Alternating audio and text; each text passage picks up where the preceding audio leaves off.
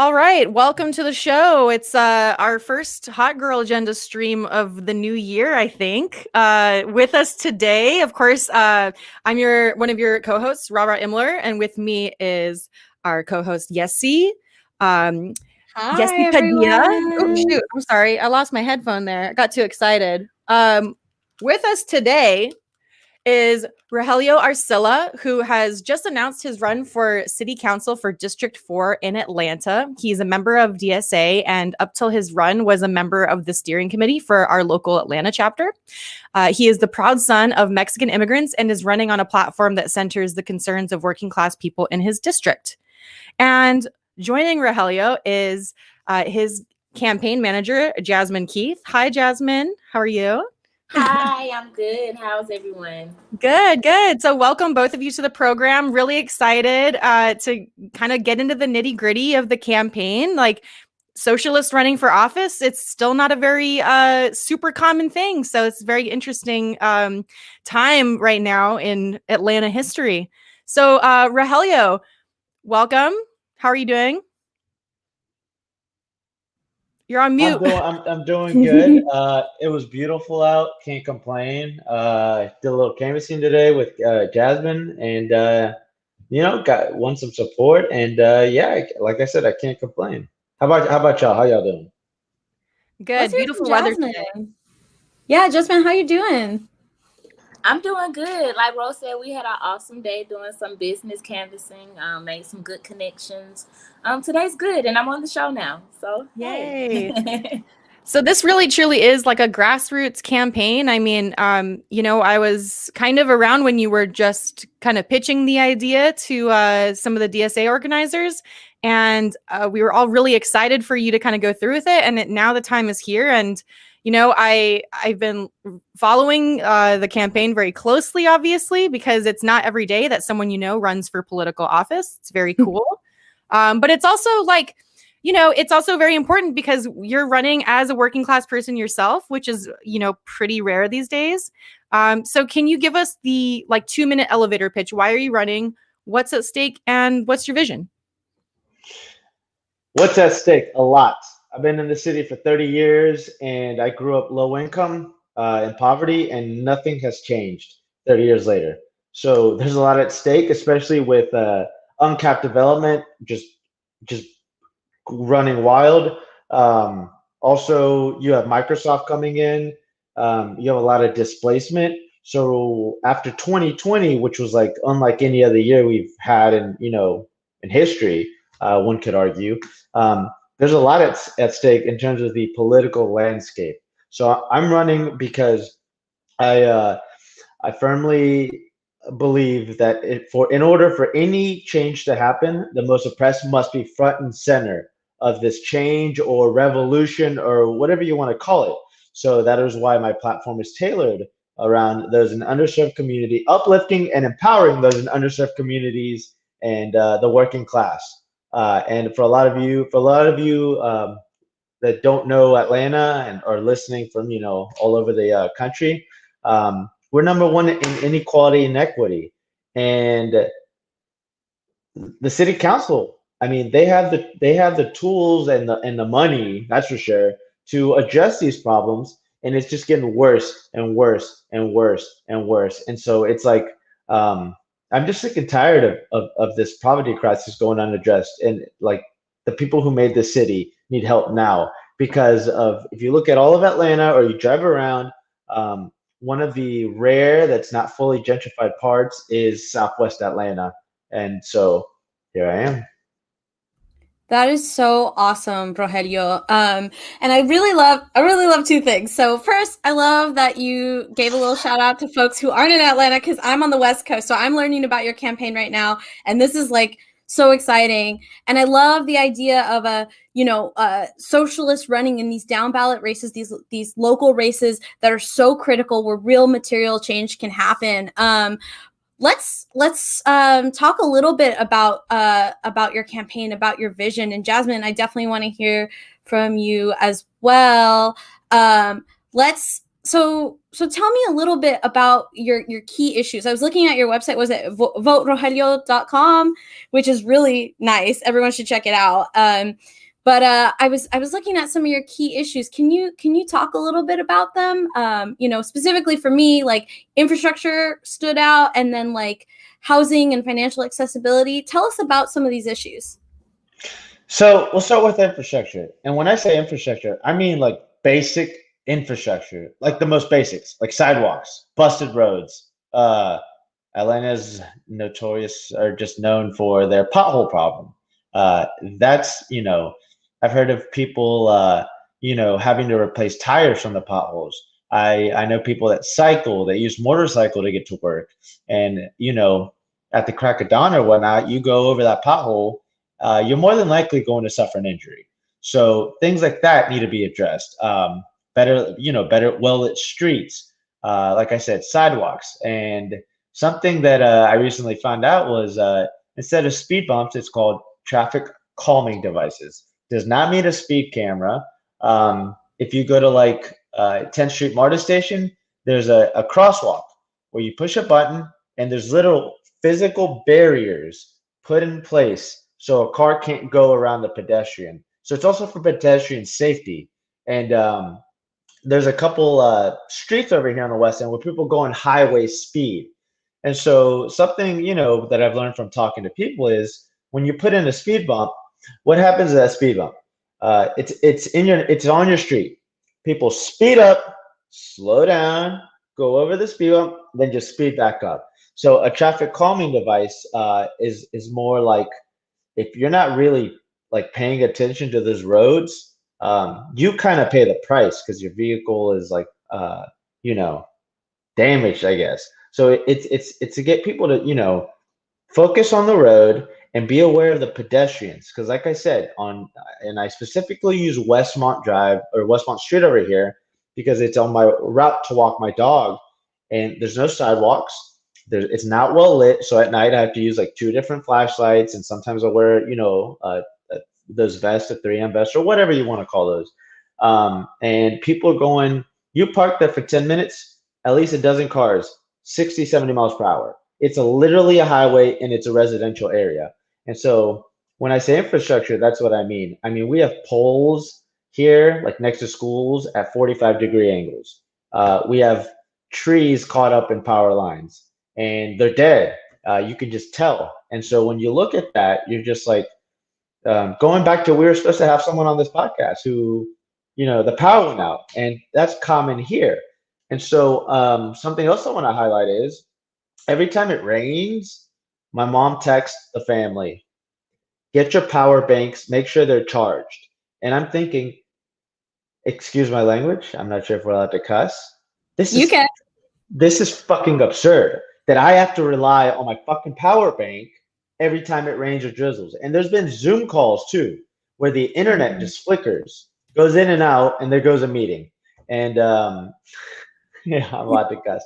So I'm privileged to be able to purchase a nice power bank that I've had forever now. But a large majority of my district, or I don't even, a lot of them don't have that spare 40, 50 bucks for a nice power bank to get them through, a day without power, maybe a couple days. And there's been, we had Hurricane Zeta, which hit us really hard.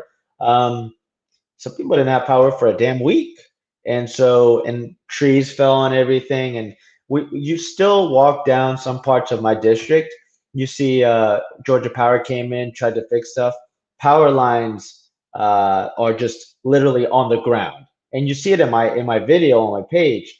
I'm looking at these power lines, and it's not just power lines. It's just large chunks of, I don't even know what it's supposed to be, up or down. And also the power lines, some of them dangle so low. I'm not tall. I'm 5'5".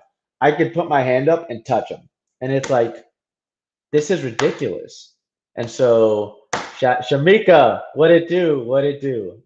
Love you, and love your family. And so, with that said, no one should be going through that. It's almost in the wealthiest country in the world, and in a city that's financially thriving like Atlanta, we got to take care of that. There's literally no excuse for that. So that's what I have to say about infrastructure.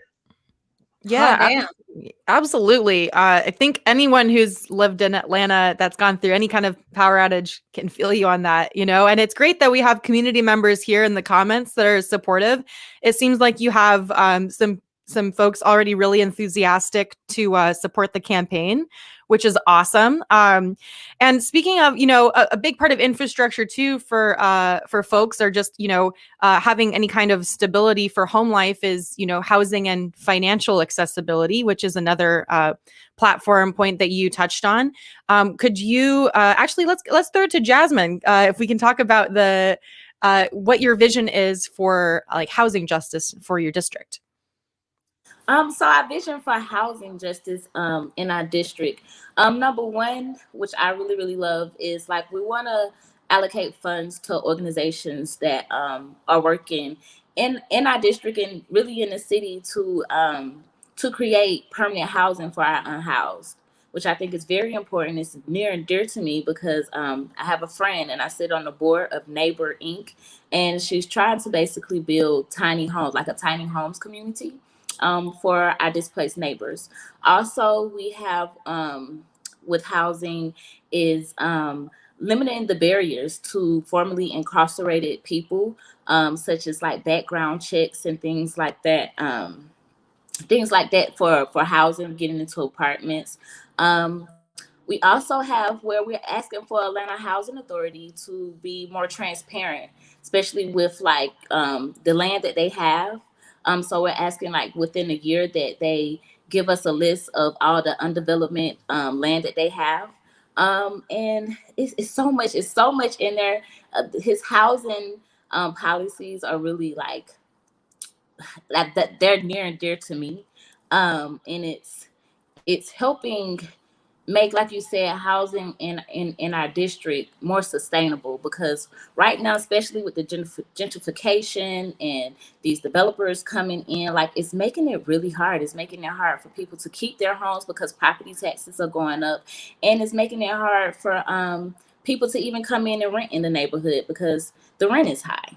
So those are some of the points from his housing platform. That's awesome. Yeah, and it's such a critical issue like all over the country right now, accessible and affordable housing. Another issue that I was super happy to see on your key issues list was public transit. Rogelio, what's your vision for public transit? Can you talk to us about what you want to see Marta become? Uh, More, what's the word? What's the word when you efficient? I want Marta to be more efficient. So I think it's like not at full capacity, but I want it to be going through underserved communities and more working class communities. So that's what I want. We need the bus stops, people just waiting around, standing in the 90-degree heat. We need shelters that don't have anti unhoused Mhm. barriers on them. So uh, something to cover them during the heat. Is just also urban planning has to be a lot better. And so what I want to see for vision is urban planning to be built around transit centers, public transit centers, so that way anyone could just walk to the station and be in walking distance of one, where affordable housing hopefully is built around those transportation centers, and have accessibility. So it's more accessibility, more funding. It's because right now it's just a big X. And if you look at like Chicago or like New York, I'll even go as far as Madrid or Paris, and you look at their like metro systems, they're so complex, but they literally get you anywhere in the city, just like that. Like, and we need something like that. And just, I think Marta just needs a complete overhaul. I mean, we've got the trolley. If you, on any given day, scout the trolley, see how many people use a trolley, and you're going to be like, I don't even think, I've probably seen a handful of people. Of the friends that I know, I've only talked to one that has used the trolley or has mentioned the trolley. So yeah, the trolley thing is an issue. I think it was more for looks. Get rid of the trolley and put that money back into Marta. So yeah. Yeah. All I know about the trolley is that it always ends up in front of me when I'm driving in Edgewood. Somehow, magically, it's always in front of me. I feel like other people can relate. Yes, Um, agreed. yes, I'm loving everything so far. You know, as socialists, we love our public transit. We love our trains, right? And I think we have a comment from someone, one of the viewers.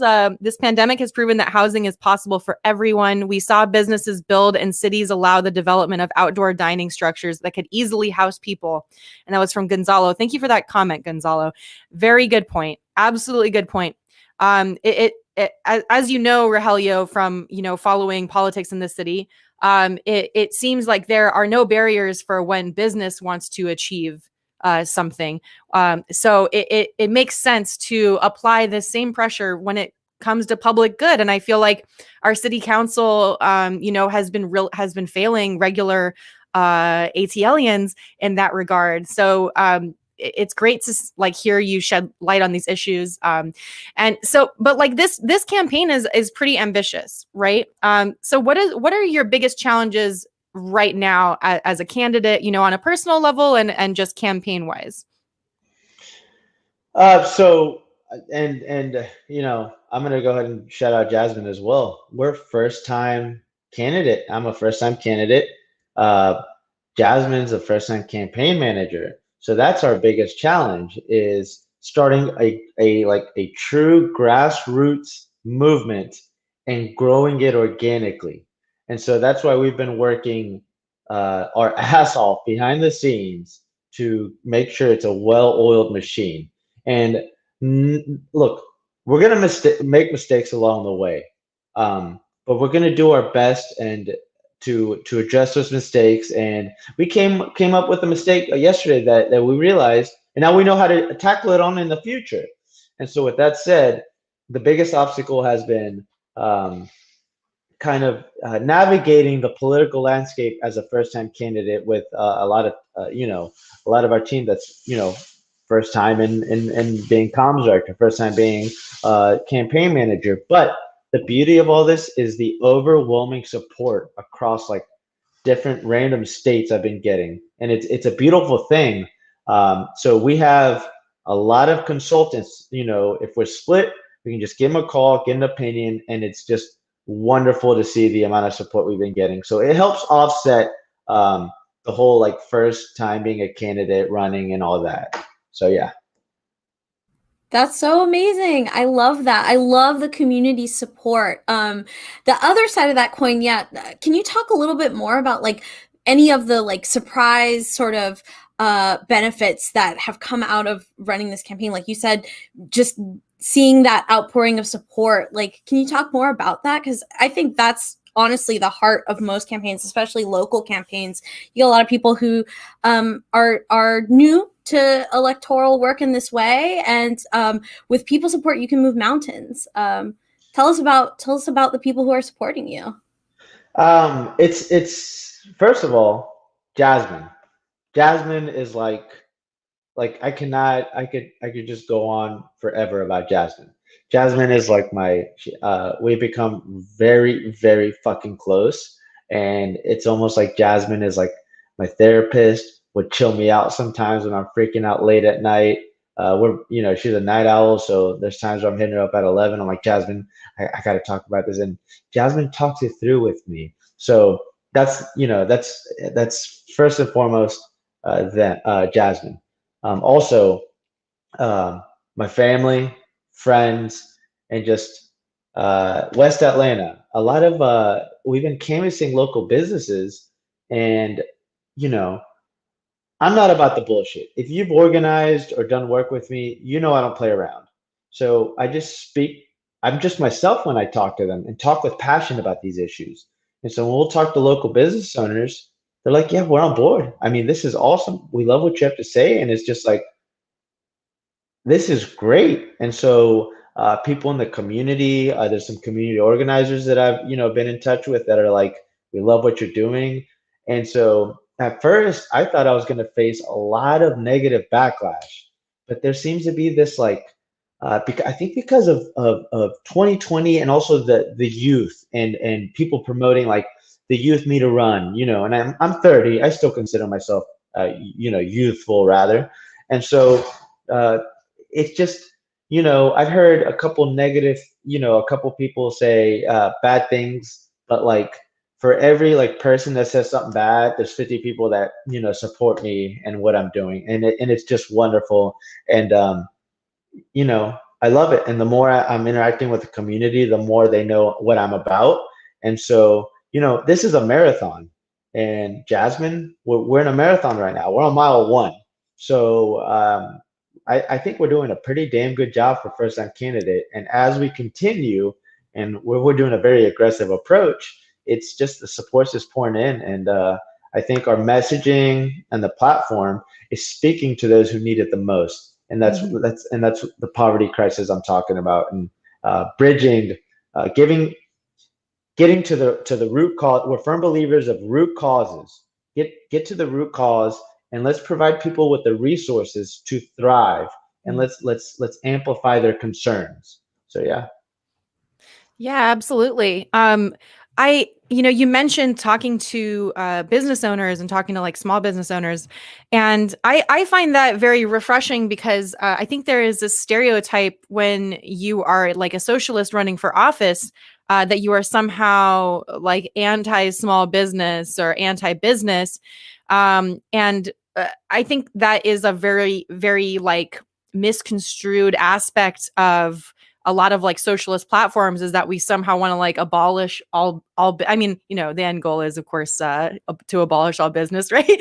But to make business rather not necessary. But as like a material reality, some of your constituents are business owners and small business owners at that, especially in your district. And I was just wondering, how is your approach with small business owners being a socialist? Like, how do you integrate those ideas of socialism with also providing support for those constituents? So to be honest, and Jasmine, chime in whenever you want, please. So let's go over this socialism thing. It doesn't really like, it's in the back of my head. The whole socialist label. I'm more so get to the issues. So when I come in, I ask them like, what are your concerns from a local business owner standpoint on the community, and then I ask them what in the community do you feel needs to be addressed. So we'll start with those 2 questions. And today we had a wonderful interaction with Best End Brewery, who also holds a Fridge 99 Centenary Ally.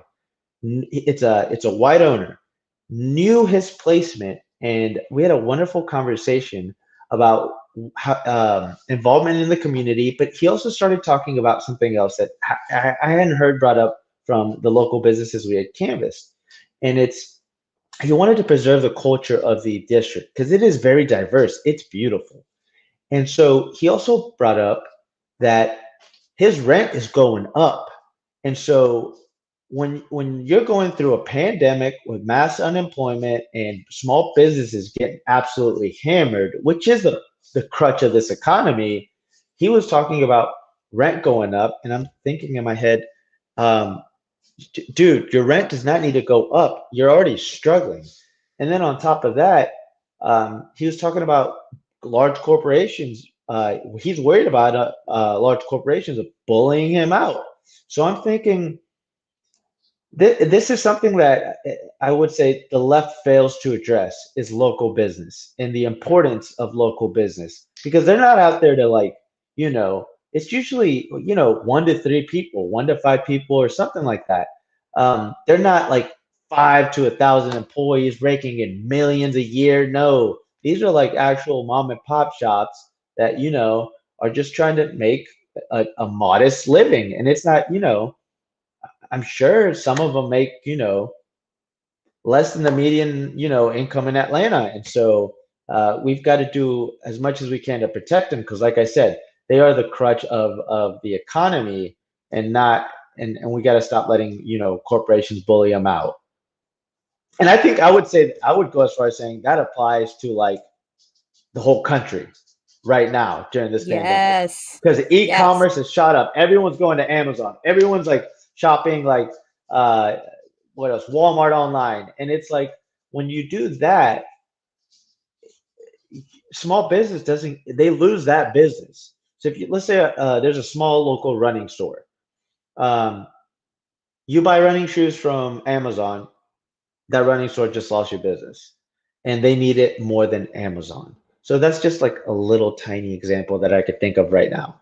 So it's very important. And that's why I want the left to focus. I wish the left would put more efforts into that because that's looking at leftist platforms and socialist platforms. I don't see that often. And, it's vital, it's important.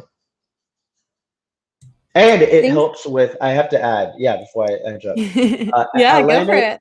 Atlanta is relying a lot on like outside development to fund Atlanta. We need to become more self-sufficient. I wholeheartedly agree that we need to become more self-sufficient. We need to explore new streams of revenue. We need to get more creative, think outside the box. And so, that's something I'm brainstorming. I've got one idea, and yeah, like I said, Atlanta needs to become more self-sufficient and stop relying on so much outside development. Totally. Yeah. That's awesome. Yeah. One thing, kind of switching gears a little bit. One of the things I noticed on your like social media for your campaign is you're very authentic about who you are. You talk about you know that you're that you've lived in Atlanta for 30 years and that you're Chicano, right? So I'm Chicana too. West Coast Chicana, but still for me, like that's really cool because it's like this is a very there was a time where we couldn't really talk about being we couldn't talk about Chicanidad. So I wanted to ask you, what does it mean to you to be Chicano, especially being from the South, and kind of how does that inform or complement your campaign or your politics? Talk to me about that. So being Chicano, I'm 30 years old. I am still trying to find my identity as a Chicano in this country. And I know millions relate to me. I know that for a fact, especially in the South, because I have a homegirl, shout out to Sandra. She lives in LA and we were on a call and I said, hey, your coworkers, how many are BIPOC, Black, Indigenous, people of color? I think there was 20 in the room. She said something like 18. And I said, it is awesome diversity. And it's not just Latinx, it's, all people of everything. But the challenges that are faced here is, um, first of all, growing up, I can relate to some of the poverty. My mom was making about $100 a month working for a very affluent family in Buckhead. Um, Medium household income, I think for us was well under 30,000. And so my mom did a wonderful job of not really letting us like be aware of the actual reality of the conditions.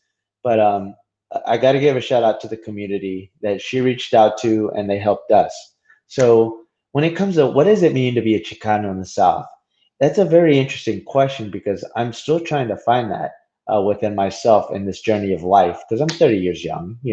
It's still something I'm trying to identify with because you know I'm kind of in the middle between black and white. I'm brown, and so with that said, it's it's one hell of a journey.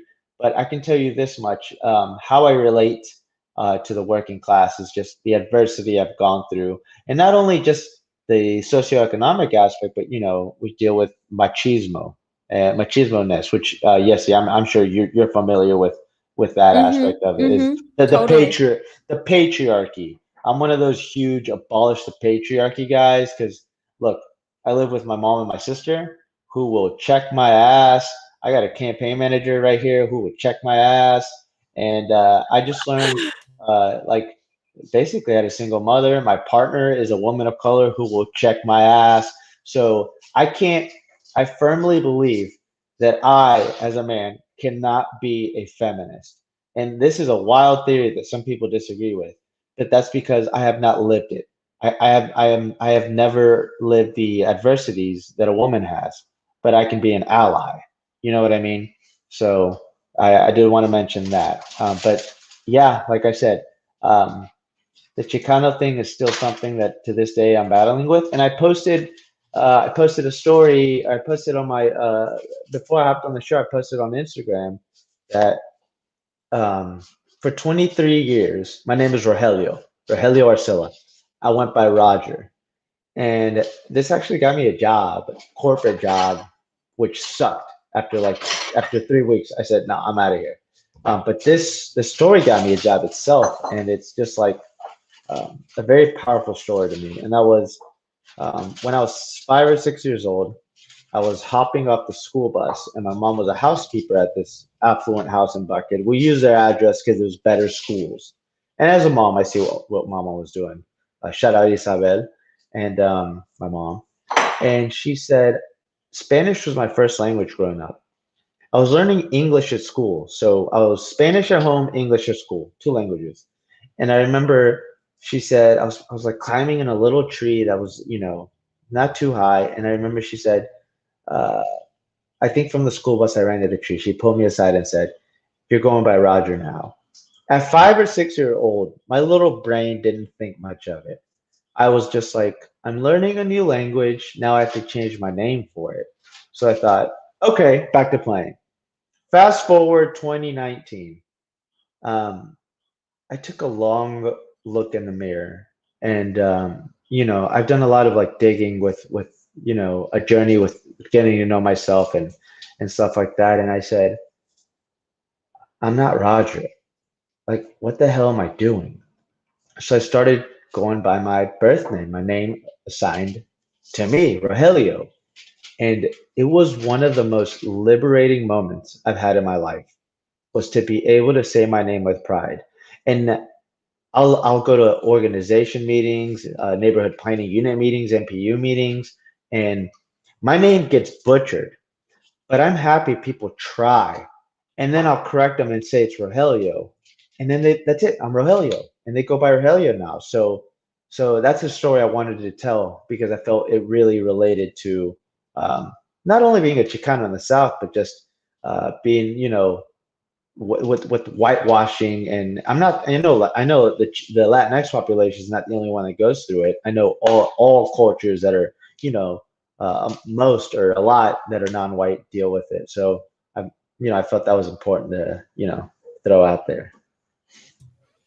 Yeah, thank you for that. That is very important. Like I feel like sometimes identity politics on the left can be very obfuscated and very polemic, but we always kind of have to relate it to our own experiences. And I think that your pressure to assimilate is very relatable to a lot of people. I mean, especially to everybody here on this panel, we've had to face some kind of assimilation, right, for our cultural identity and racial identity and that kind of stuff. So I think it's very important to highlight that, as a candidate, and also just as a socialist, it's a pretty important thing to be aware of our comrades going through that. But Rogelio and Jasmine, thank you so much for joining us. Like, this has been a great discussion. Real quick though, what yeah. does obfuscated mean? Obfuscated, like like when someone obfuscates your vision. Like I You can just only use the apply things word to in it. sentences. I'm It's like I have- hiding. It's like hiding Yeah. or Okay. or Like hiding the covering truth. up, like or convoluting, like making confusing sometimes. Yeah. Yeah. Okay. I'm So one of those people where I know how to apply things to a sentence, but if you ask me to define it, I'm lost. so now I got to throw this in. Hmm. This campaign is huge. And we Jasmine and I canvassed a barbershop, and a lady told us this, and it was already on our platform. Can y'all use some plain language? Yep. And this campaign is huge on plain language because you look at any city council agenda or meeting, you're like, what the hell does any of this mean? So we want anyone to pick up any policy we have and be like, okay, I know what this means. So we just want accessibility to be there. And that Right. goes with plain language. So if you go under voterogelio.com and go to the policies page, you'll see a policy and you might be like, what the hell? And then you'll see under it, what does this mean? And we break it down in plain language, which is like, you know, something that I think is overlooked quite often. So I'm not like throwing shade. I just had to throw that out there because like after this, I was gonna Google obfuscate, but then I was like, wait, let me just ask Rara what it means. Listen, not So yeah, everyone had their face stuck in a book their entire childhood, so it's okay. You calling me out on it made me realize I was like, am I using this word correctly? no, you're I good, got you're you. good. I got you. No, you're right. Plain language is very important. For a candidacy, like it is so important to be able to relate and to be clear in your meaning, because I think we've seen from a lot of, especially liberal politicians, this weaponization of like HR kind of vague language that it becomes almost meaningless when you read the policies or their platforms, because you're like, well, what is it you actually stand for? Because it doesn't seem like you have a clear, idea of what it is you're, trying to achieve here. And I think in a lot of ways it's very purposeful, because it gives them the permission down the line to be like, well, that's not what we meant when we were we're campaigning on this. But for you, it's very clear and concise, because that's what you believe and that's what your promise is and that's what you plan on delivering. So that's very good. And I appreciate that. And I'm sure everyone listening and watching also appreciates that too. Yeah. So I want to go ahead and pivot a little bit to Jasmine, your campaign manager, because Jasmine, I don't know you well at all. And I'm very curious as to how you got involved with the campaign and how you met Rogelio. So, how I got involved with the campaign and how I met Rogelio. Rogelio actually hit me in the DM. So at one point I was thinking about running for city council as well, but I have so much going on. I'm a community organizer on top, so I sit on a lot of, I'm in a lot of organizations, and then on top of that, I'm trying to build my own organization. And so I just didn't. I knew if I would have ran, I wouldn't have been able to like give it my all. But I was like, the people who I hear running and the incumbent, like, it can't happen. And it's like God heard me and answered my prayers, not to sound not to sound silly. But Rogelio, he hit me in the DM. I think he hit me because I had District 4 in my bio.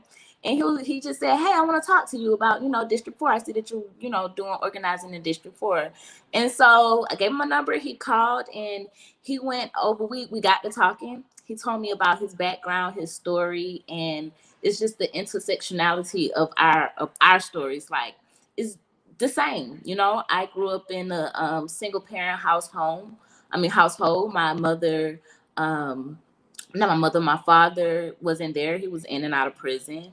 And, things were rough, and she did her best. She did the things that she thought were best to give us, me and my brother, because it's me and my brother as well. She did the best to give us the things that she, thought that we needed to succeed in this world.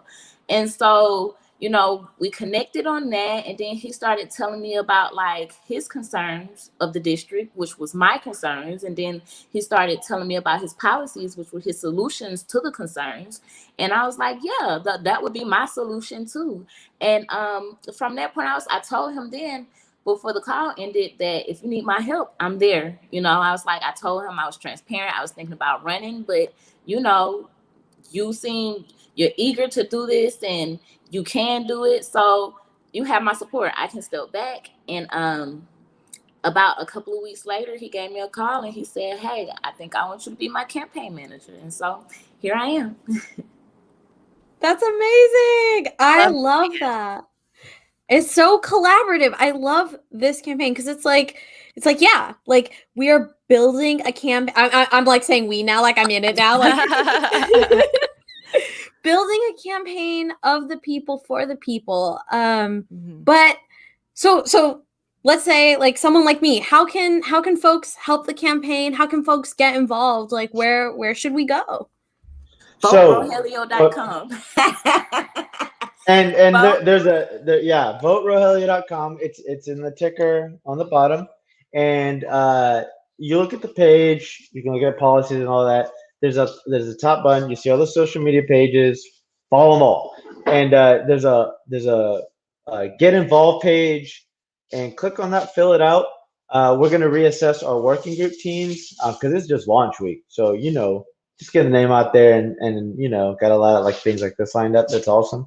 So do that, and we're gonna have remote positions. So somebody from San Diego could sign up, and in the future we'll have text banking, phone banking, stuff like that. Yeah, there you go. That's me. There's Very a trailer, nice. and so there's the get involved page. And y'all remember, this is very grassroots. We don't take money from corporate PACs. We don't take money from cops. We don't take money from cops. No. That's so important. I feel like Yes. that's very important to a lot of people, that especially that were following the last national, presidential election. It's incredibly important to a lot of regular people that you don't accept super PACs, you don't accept corporate money. Yeah, I'm very excited. I was peeping your shirts, by the way. I don't know. Was it designed for people that are colorblind or something? Because some of them say white, and I'm looking at blue. I think that's just the generic. I'm not sure. Yeah, but we're gonna talk to. That's okay. I can imagine it in my mind's eye. There you go. You pick the color, but I like the pink one. Yeah, so we're gonna talk to our tech guy about that because we're still getting feedback and make it more accessible. So we're working with all that. So yeah, but that is. I mean, I was looking at your shirts and I was like, I never see some V shirts. That's a baby. That's for a baby. Well, that one's for a baby, but the V shirts are nice because nobody likes a collar up here, right? That stops me from buying a lot of people's merch. That collar, very nice. Like it. Yes, I like. I'm a huge fan of the V-neck. Always, I live and die. I mean, if you were with me during a lot of the peaceful protesting, I wore running shorts and a white V-neck. That was literally. You can ask some of the comrades that we know, and they're going to be like, "Yeah, Rogelio just wore one outfit." But don't worry, I had multiple running shorts and multiple V-necks. So I wasn't wearing the same damn shirt every day. But yeah. Yeah, you're an avid runner, right? I am. Running changed my life. Good day, bad day, I'm running. I'm going to write an article on running one day. It is, there's times where, when I'm really in run mode, I would spend my Saturday, Sunday night back to back running 11 miles. And it would just be I have my salsa playlist because it keeps the rhythm, the tempo going, but it's just it's my outlet. Like I said, I could be so tired at the end of the day. Mm-hmm. And for some reason I'll think about running and all of a sudden the adrenaline shoots up in me and I'm like, I got to go run. And so, I'm big into running. I was big into cycling during the height of COVID, but that's because there's no cars on the road. Now that there's cars on the road, I'm a little I was cycling 40, 50 miles almost daily. And then because it's better for your knees, but I'm easing back into running. So yeah. Yeah, and what would help with your safety at night is the sidewalk infrastructure. So yes, if you're a fellow runner in District 4 listening to this, hey, we got a fellow runner that wants to improve the sidewalks. So that's fantastic. Yeah. Yes, awesome. and if you're out at night or you run, please bring a flashlight, even turn your phone light on because your safety is a priority. And so that those are the types of issues that we need to educate, elevate, and the whole everything. Get those AEIOUs, yeah.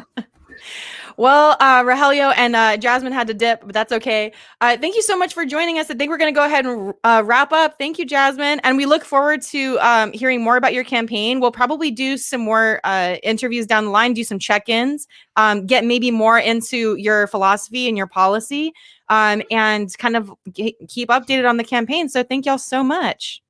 Yeah, no, thank y'all. Thank Thank Jasmine, the team, the family, everybody that's been supportive. Yesy, Rara, thank you. Brandon, who's producing today. Yeah, Brandon. And like I said, this is yeah. You're muted. But this is like y'all remember this is grassroots. So if you can contribute any amount, it all matters. Because we're trying to we'll bring a little movement here in the fourth. And Hell yeah, yeah. just yeah, we'll be in touch. Definitely right. planning to cop that vote for Rogelio onesie for my 16th month old. Ah! Gotta Oh, get him on the team. I gotta get that for my nephew too, actually. There you go. Hey, I also want to throw in, I don't think I've done extensive research, so has some of my team. There's never been a Latinx candidate on city council, straight up. Wow. And I remember I told Mariah Parker that, and I was expecting her to say, "Oh, that's awesome. You could potentially be that." Her first words were, "That's fucked up," and I laughed. I laughed because I was like, "That is not the response I expected." But yeah, it's true, and it's just like the Latinx population is booming. But but like I said, I do have shared adversities with with a lot of people. So yeah, so thank y'all, and once again thank Jasmine and everyone that's been supportive of this movement we're brewing here. Thank Hell you for yeah. running, Rogelio. Thank you. Yeah, thank you for No, running. yeah. And if you know what, if you're hearing this too, and you're like, oh wow, they don't have an experience, like they have this great platform, da da da da. Get your team together, get your crew together, get your community together, and run because we need more socialists in office. We need the numbers, strength in numbers, baby. And to be honest, when we talk to some of these people with the working class and some of their issues and how that's how I was able to tailor my platform to underserved communities and working class issues. Um, in the back of my head, I hear them talking about their concerns, and I'm thinking, you're a socialist, you just don't know it. And yeah, Jasmine had the same. Jasmine is a Yup. perfect example of someone that told me, Yes, bro, I think I'm a.